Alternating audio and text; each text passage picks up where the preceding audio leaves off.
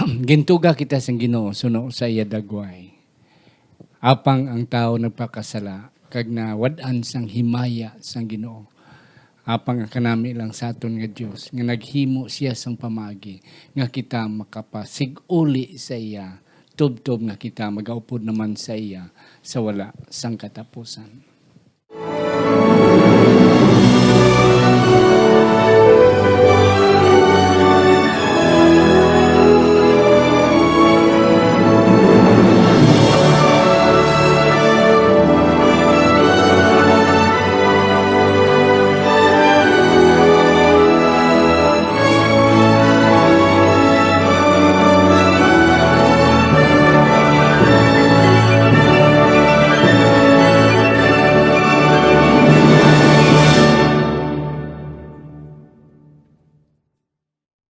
Ang pagtuon subong semanal nga pag-usisa, pagtalakay, pag-review ukon pagsiding sa atong leksyon sa eskwela sa Batika kag ginadala sa inyo sa Media Ministry Department sa aton iglesia diri sa Central Philippine Adventist College sa Alegria Murcia, Negros Occidental, Philippines. Ako si Pastor Luisito Tomado, inyo masunson nga host.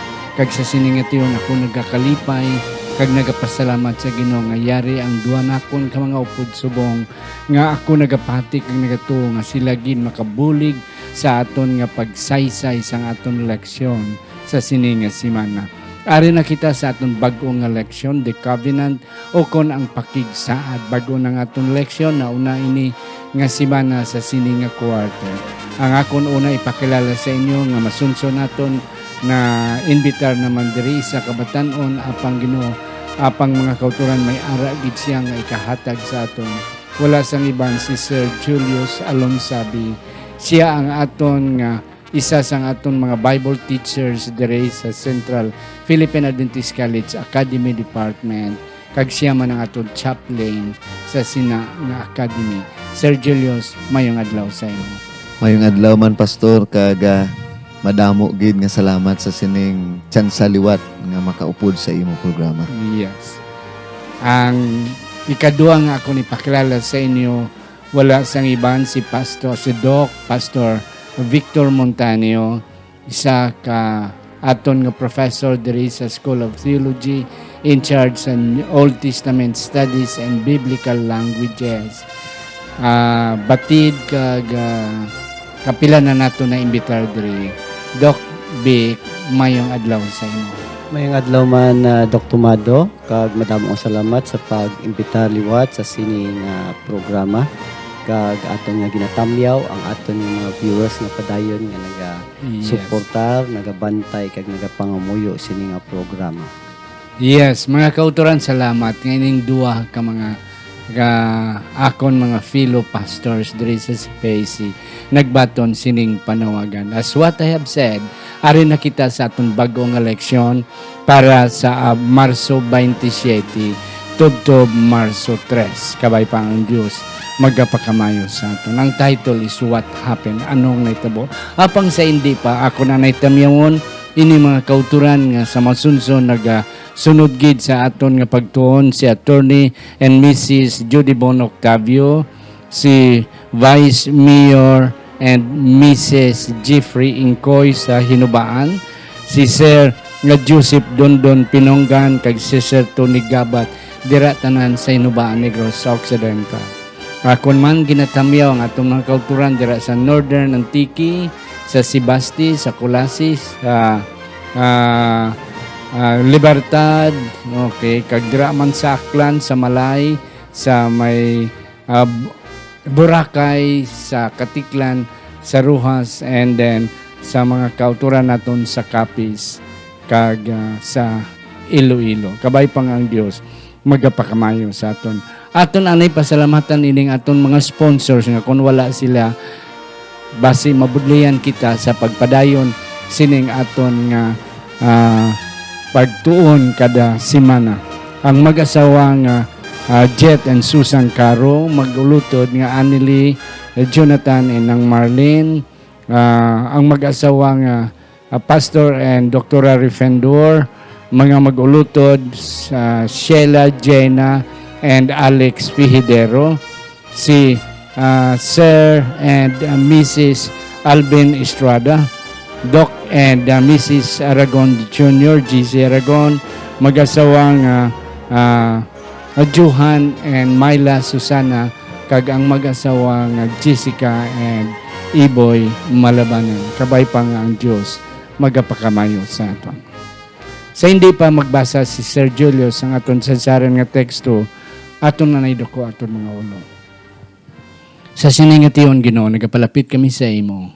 Nagapasalamat nga ikaw naman magadihon, magahatag, kag magapresenter sang buot nimo ipahibalo sa amon sa sining amon leksyon sa eskwela sa Batika sa sining nga simana. Kabay pang ang balaan nga espiritu magapanag-iya sa amon sa sinigid nga tion sa ngalan ni Ginoong Hesus nga amon manunobos. Amen. Amen. Yes, Sir Julius, ang aton sadsaran nga teksto. Ang aton sadsaran nga teksto makit-an sa libro sang Henesis kapitulo 1 bersikulo 26 tubtob 27 nga nagasiling.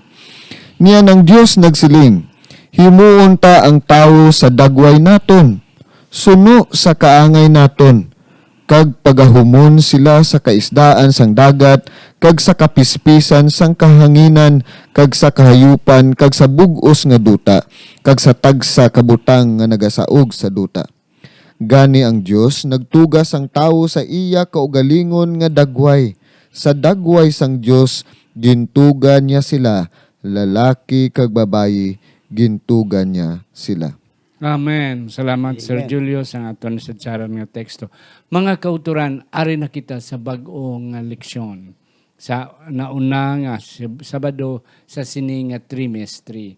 The covenant, ang pagpakigsad. Aton ini talakayon mga kauturan, kag aton ini dalom-dalomon sa paghangop. Kung ano ang pagpakigsaad sang Ginoo sa iya katawan. Okay, ang una gid nga aton iplastar nga ang Ginoo nagpanuga sang kalibutan. Kag gintugay Doc Vic, Sir Julius, ang tao. Okay, sa iyang pagpanuga sa naunang adlaw tubtob sa ikanong adlaw, it was good. Okay, pero pagtugay sang tao sa anom nga adlaw, very good, including sa iya nga pagpahuway. Yes. Apang nahitabo nga ina nga creation nga perfect, naamusingan, nagpakasala ang tao. Doc Vic, ano ang sitwasyon? Can you please describe a little bit, i-picture out, Abi Pastor Vic, ano ang sitwasyon? Nga perfect ang pagpanugay, yet may nga may nga nadagtaan. Aton hibalaan nga ang Biblia nagahambal sa aton nga ang Ginoo ang aton nga manunuga.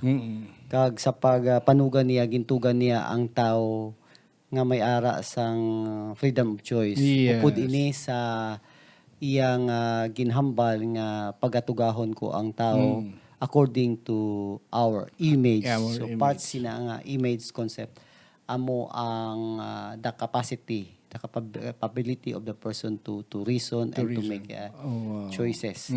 Gani sa sini ang tao nagpili siya nga hindi siya magasunod sa kabubuton sang Ginoo, gani mayara sang dako nga problema nga nag-abot sa sini nga kalibutan nga pastor. Iya.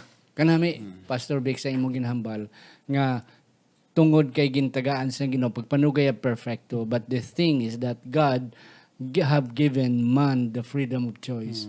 Kag, kung aton natunaan sa ligad, nga mga leksyon aton sa ligad, pa nga mga tinuig, it was a risk. Isa ka risgo ina nga ginhimo sang Ginoo nga tagaan ng tao sang freedom of choice te ina nga risgo na tabo gid. But yet ang kanami lang kay ang Ginoo sa iyang pagpanuga risgo ina nga ginhatag ya cargo di konsensya abi kon sa ano pa nga may base may mahitabo kag nahitabo, but yet ang God may iban nga may plano nga second option nga kung may tabo ini this will happen. Yes, Pastor Jules, ano na ang option sang Ginoo? Yeah.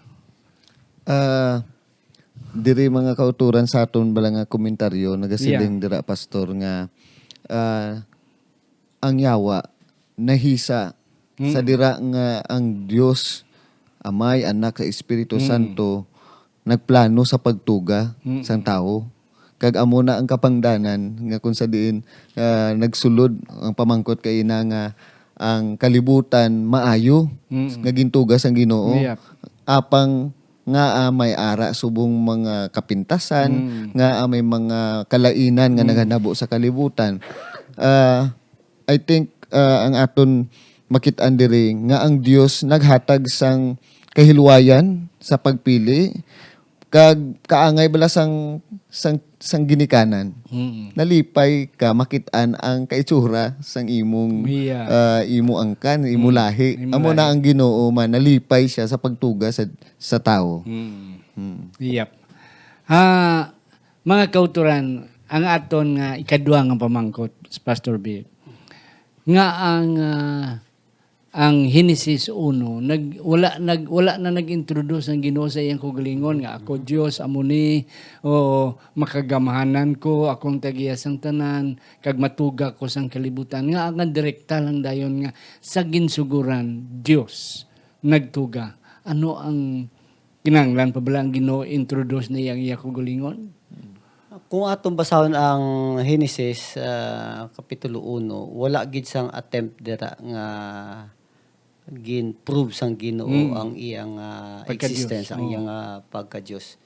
Kay Dios na siya, pastor mo, hindi na kinahanglanon nga i-justify niya pa ang iyang kaugalingon nga tagaan pa niya sang prueba nga naga-exist siya. Nga ginhimo ini sang Ginoo bangod sa ginhatag sang Ginoo nga gahom sa pagpili sang tao mo kinahanglan either piliun sang tao nga magpati siya dayon or to reject. him. So amo na pastor nga there's no need sapat na or sufficiente na there is Genesis nga ginapakilala nga there is God who created this world. Yes. Yes, Sir Julius, karami sang kwadi pastor. Anong madugang mo? Klaro gid ang hambal ni doktor. Pero ang akon masiling diri is sa aton nga part wala naton nakita ang Ginoo. Unlike kay Adan nga nakit-an niya gid ang Dios sa iyang panahon sa pagtuga sang Ginoo. Masiling ko nga ang aton nga part bilang mga Kristohanon, wala naton nakita ang Dios, pero sa tanan nga ginhimo niya nga kayuhan, ang pag-provide niya kay Adan kag kay Eva kompleto. Ang aton nga bahin amo ang magtuo, Dok.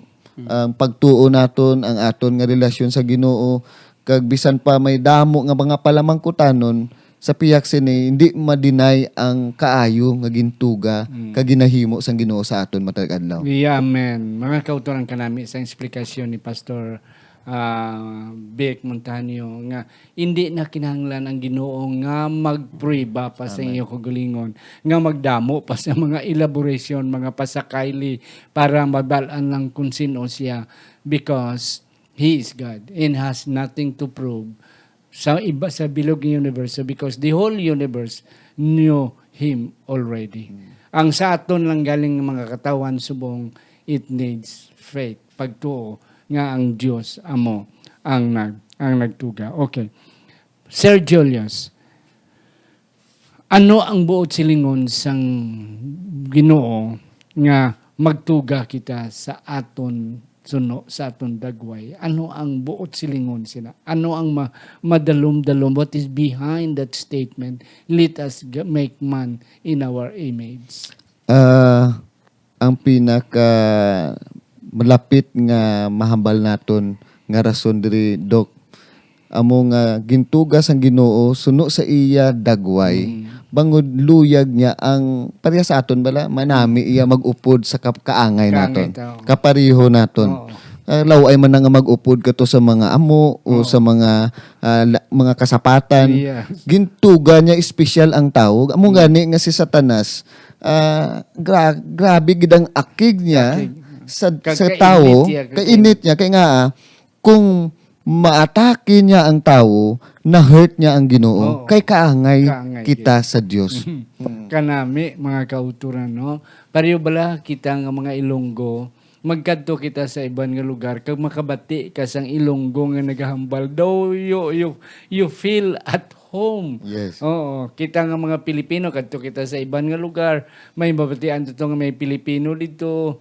We feel at home. Oh, tiyan mo man na nga daw ara ang connection, ara ang relationship, ara ang interconnection, kag support with each other nga pareho kita. Okay? Pareho ni atong ginakaon, kaon ta adobo, kaon ta sing laswa nga utan. Oo na. Whereas nang iba niya gakaon sa mga sandwiches ti ato niya snack na pero sa ilaya panyapon na. Yes, Doc, ano pag ini mo matugda diri? Ining sa Genesis 1:27, Pastor, Yes. let us create man in our image according to our likeness. Kung aton tanawon may nagapating ang mga katawhan nga ining image concept nga ginhambalan diri sa Biblia is more on physical aspect. So physical, Yeah. no? Physical siya. Kag may ara man nagapating hindi siya physical kundi functional. Kay kung atong basahon ang 27 after Amen. that nagahambal man siya nga and let us have dominion and let them have dominion over the force the things that God has created. So aton tanon nga ining image concept nagatudlo man siya sang ginatawag nga responsibility or stewardship part of that Yes. image concept. Apang may ara man iban nga mga tawo nga ang image concept has to do with mental aspect of man, sa mental, sa not only physical, social, upod naman diri ang rationality, freedom of choice. Yeah. Basta din ini nga tanan nga aspekto na naupod ini sa konsepto sang image, meaning sang image. So ang pagtan-aw naton more on holistic bala siya nga. Ang tanan nga mga butang mayara ang tao amo man na ang function nature sang aton nga Ginoo. But God is more than that. Yes. Kanami mga kauturan, isa pagid nga ako ni dugang nga ang Dios is a rational being, Pastor. Oh. Kita nga gintugay sa iya image is also a rational being. Whereas siya ang mga lower form of animals, mga karbaw, mga kanding, mga ano ni, they don't have the reason, they don't use their mind. Kita ya rational being. Dugangan pagid nga ti ang Ginoo may freedom of choice man. Ginhatag ya man na sa aton to have that kind of freedom because we have to guide ourselves through our reason. So I really agree, Pastor, rationality amo man siya.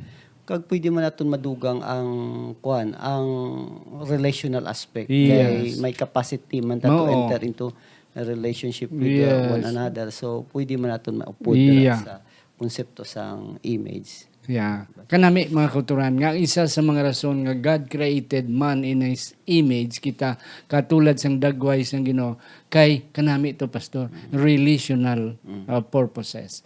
Oo nga magpareha lang may relasyon. Oo na siling ni Sir Julius kina daw kana hindi kanami nga sige lang kita upod-upod sa ido kang ido yan, hindi ka gambal.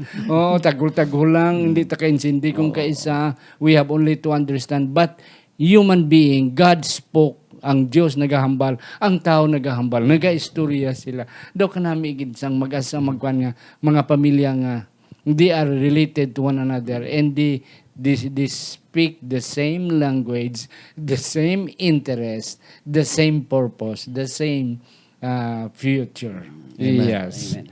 Oh, kag isa pagid nga ako ni salot nga ina nga relationship may growth. May pagtubo.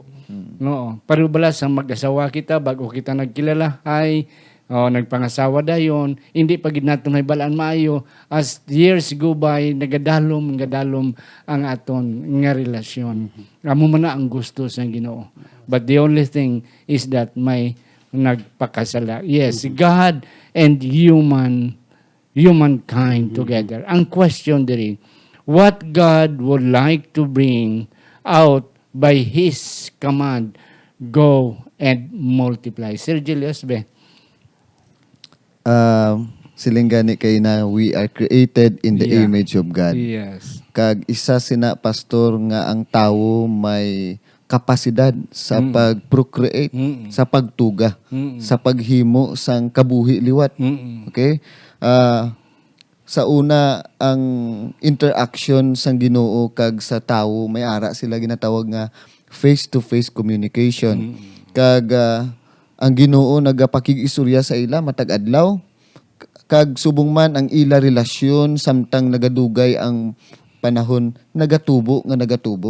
Kag sa sina nga relasyon magabunga ini sang gugma nga ginatawag, gugma sa Ginoo, kag ang gugma naton sa isig kapareho kag magbunga. Kag ang aton responsibilidad bangod kay ang tawo ginhatagan sang otoridad, gintugyanan sa sang responsibilidad nga ginhimo sang Ginoo ang kalibutan, ang iya responsibilidad halungan niya Yeah. kag ayuhon niya. Mm. Oo. Yes. Yes, Doc Vic. I really agree with Sir Julius, Pastor, nga may capacity ang tao sa pag-reproduce sini nga aspeto. Apang ginhambal man dira nga kinahanglanon man nga ang tao nga kinahanglanon man nga we need also to subdue. Naghambal diri atong lesson, we need also to subdue. We need also to replenish, and to have mastery over it.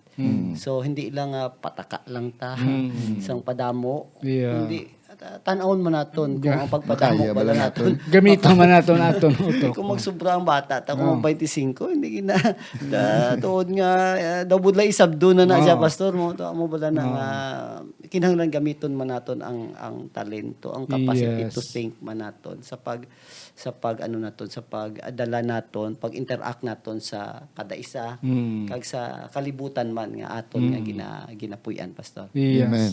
Kanami mga kauturan, you see, gintuga kita sa Ginoo sa iya nga dagway kay balo ang Ginoo nga gamiton naton aton rason. Gani ginsugo kitiya, sige ra magmuad kamo apang sa inyo nga pagmuad, gamiton yung inyong tok. Gamiton yung inyong kasing-kasing. Hindi lang pareho kamo sa mga iduokon sa mga sapat nga pinagusto lang, wala gagamit sang rason, wala gagamit sang utok. And then ang aton capacity to steward sa pagbantay. Na amo man na nga gintagaan kita, sige moad ka mo pero bantayan nyo. Oo. Kag ang isa pagid ka rason nga gintuga kita sang Ginoo sa iya nga dagway, agod nga may representative siya sa iya mga tinuga. Kay ang ido iya hindi atuga sa dagway sang Ginoo, mga sapat hindi.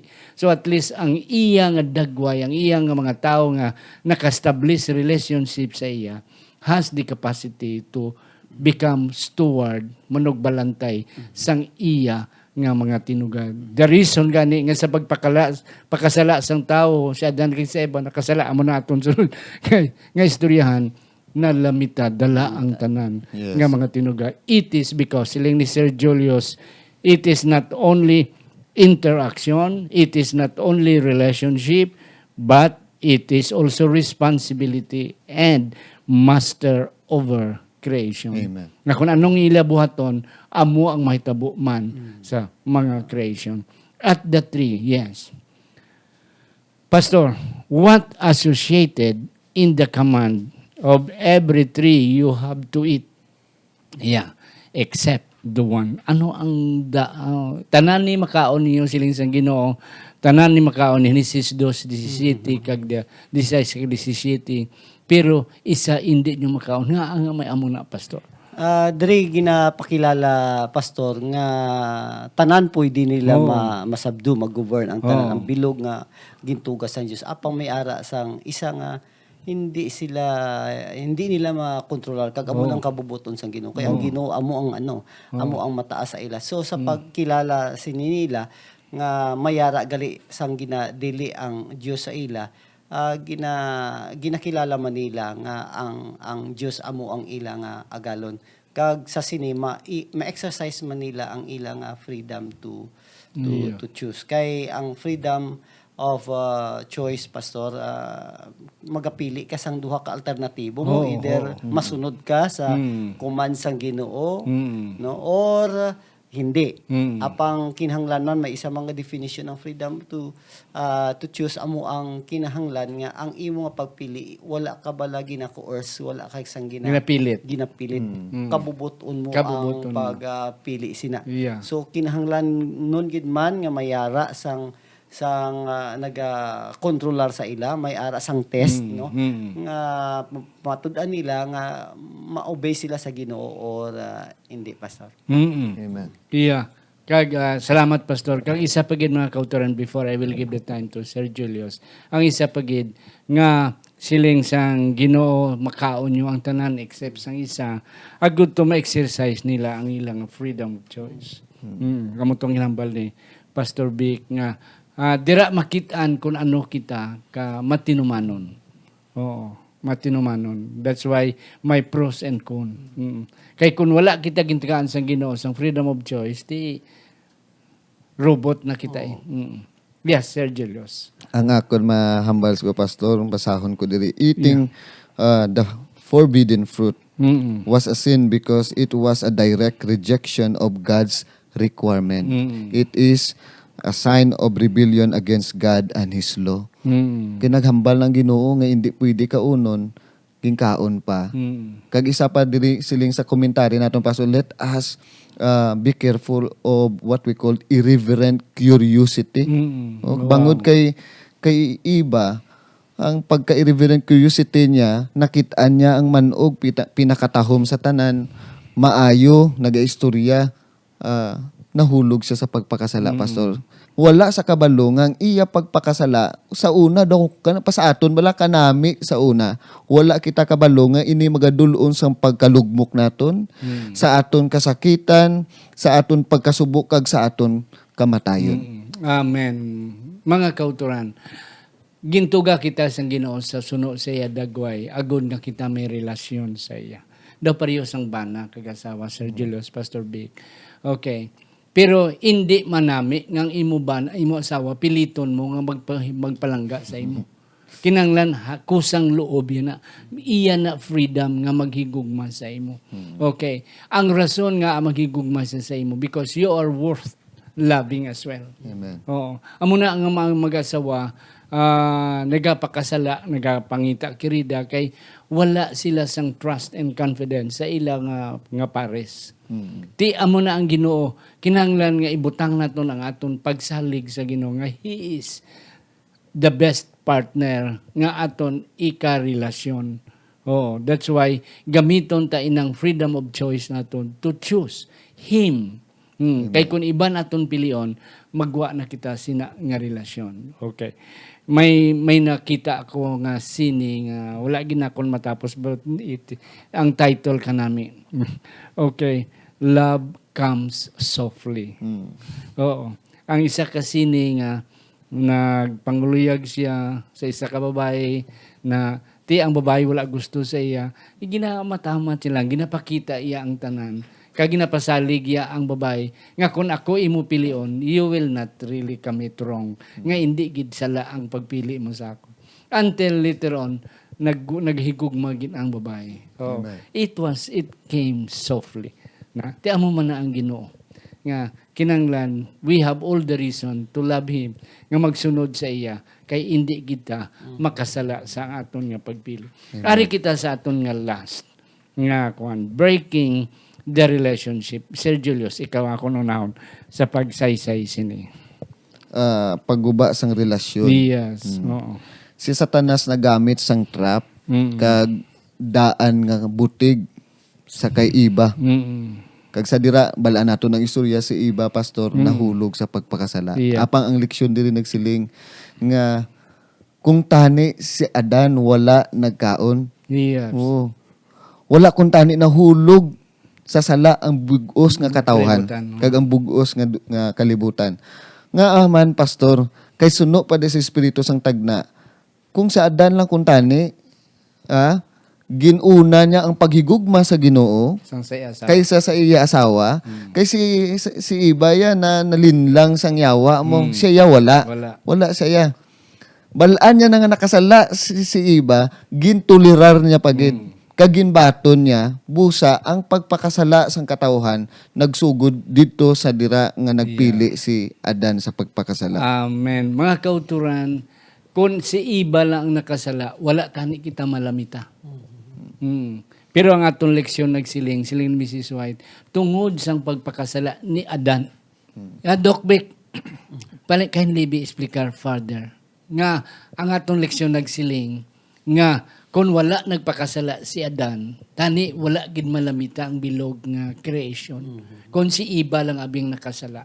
Oh, ano ang dalom-dalom sina nga imo ma-explicar? Ang aton nga leksyon sa SD Bible Commentary nagahambal nga si Iba, according to Sir Julius, si Iba amo na deceive na linlang. Si Adan wala. Tungod kay si Adan yara sa ila ang full understanding ang ginahambal nila, full understanding of God's will. Nakahibalugid siya.